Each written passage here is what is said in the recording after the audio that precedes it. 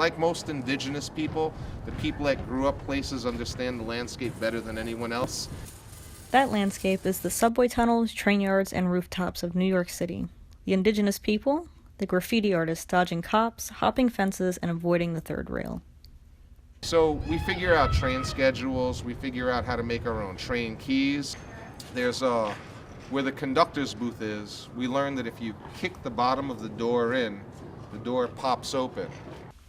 And this is David Villarente, artist and author on all things graffiti, but he's better known to the graffiti community as Chino BYI.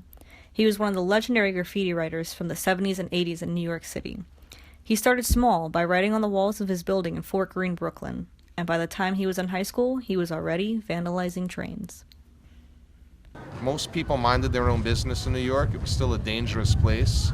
So people knew not to intervene when they saw crime happening. And graffiti really was, on the scale of like crimes, such a harmless infraction.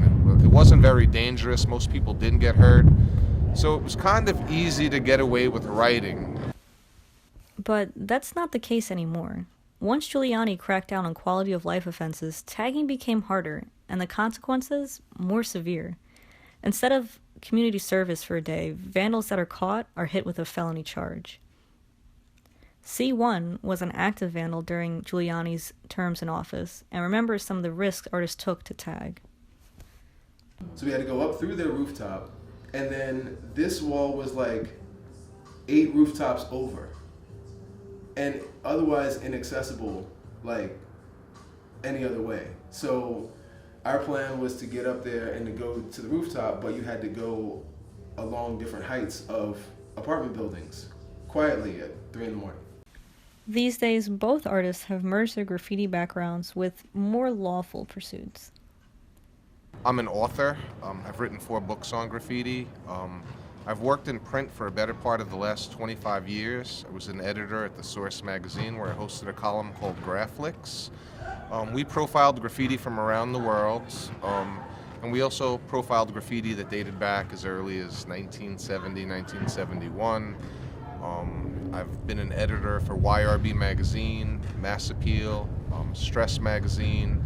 Along the way, I developed another style on top of my more illustrative style, and some more like abstract graffiti. And that looks, when it's finished and when it's like on a wall or on canvas, it has a broader appeal. That also helped bring something different to a wall and to say, okay, well, Mr. and Mrs. Business Owner, I would like to paint something on your wall. Here's an example, here's several examples of things that I've done. And none of it is strictly graffiti related, but it all stems from graffiti.